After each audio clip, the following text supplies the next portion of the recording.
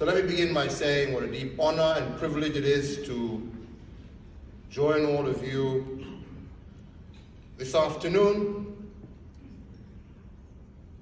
as we break bread together and as we share experiences on reconciliation. And reconciliation is easier said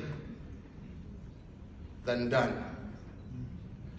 Reconciliation in situations where deep divisions have existed for many years, and in some cases are even generational differences passed from one generation to the next.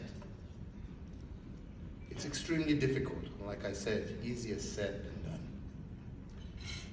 As a country, and Senator Coons has put his point across and stated that we moved from a single-party system to a multi-party system in 1992. And at that time, it was difficult to imagine, and everybody, thought that just by changing one clause in our Constitution, Section 2A,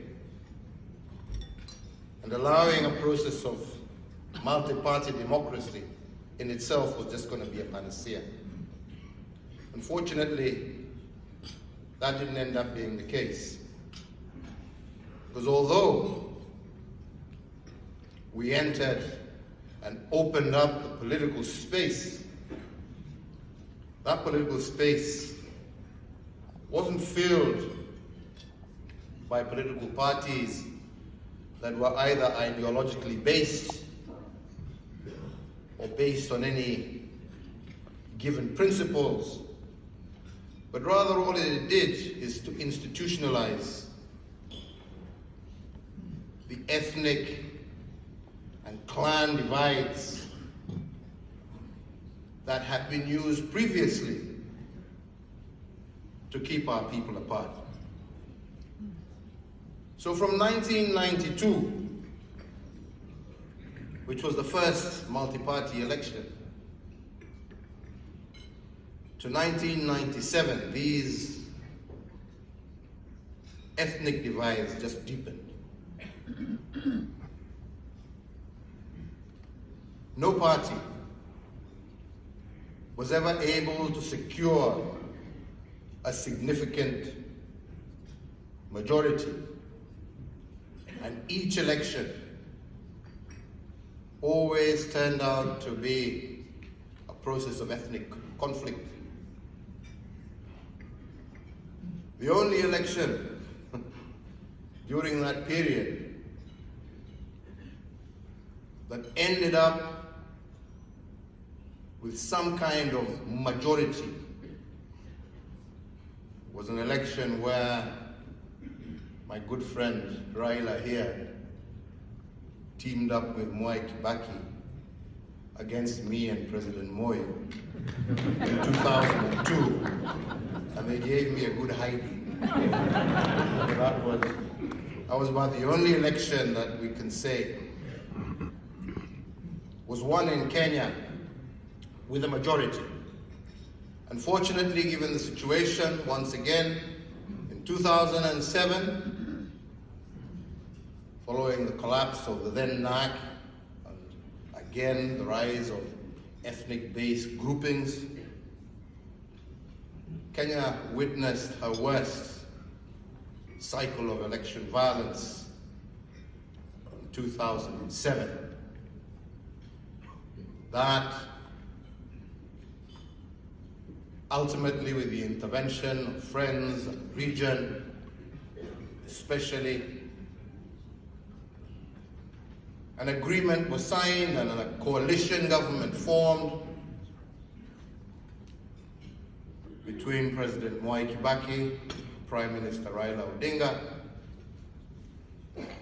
with a clear aim that once again we needed as a country to relook at ourselves.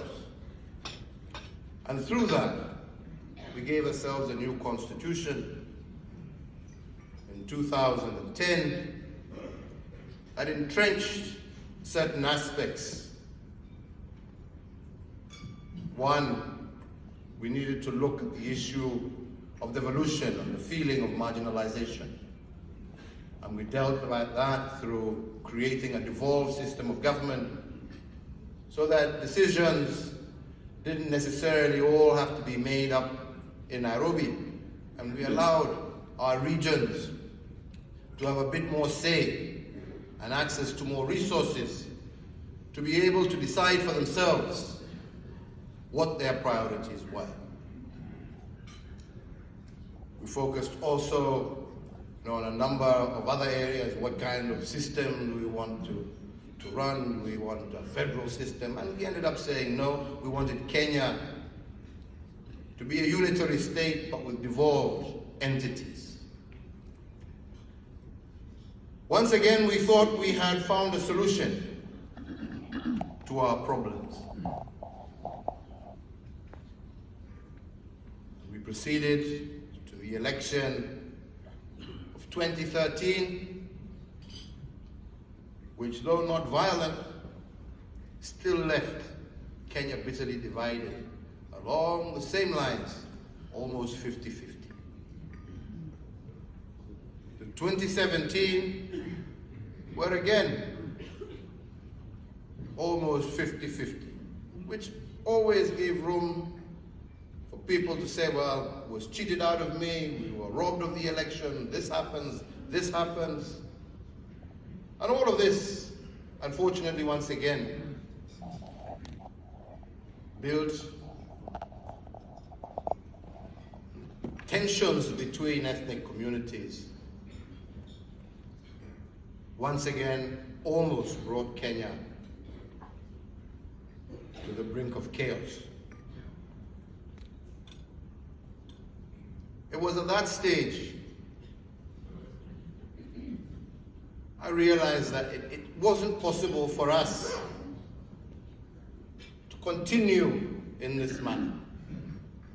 Because at the end of the day, leadership is given by the Almighty, not for those who sit